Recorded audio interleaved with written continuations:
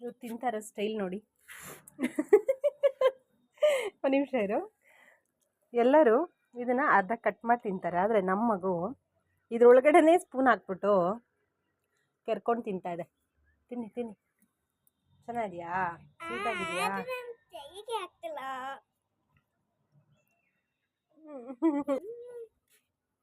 ಹೇಗಿದೆ ರಿವ್ಯೂ ಕೊಡಿ ಮ್ಯಾಮ್. ಎಳ್ನೀರು ಹೇಗಿತ್ತು ಮಾತ್ರ? ಜೋರಾಗಿ ಹೇಳಿ, ಕೇಳಿಸಲ್ಲ. ಚೆನ್ನಾಗಿತ್ತು, ಸ್ವೀಟ್ ಆಗಿ.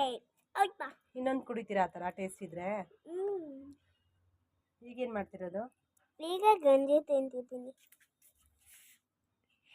ಗಂಜಿ ತಿನ್ನೋದು ನೋಡಿ, ಈ ಥರ ಈಸಿಯಾಗಿ ತಿನ್ಬೋದು. ಅದನ್ನ ಅರ್ಧ ಹೋಲ್ಡ್ ಮಾಡೋಂಗೆ ಇಲ್ಲ ಅಲ್ಲ ಮನೆ.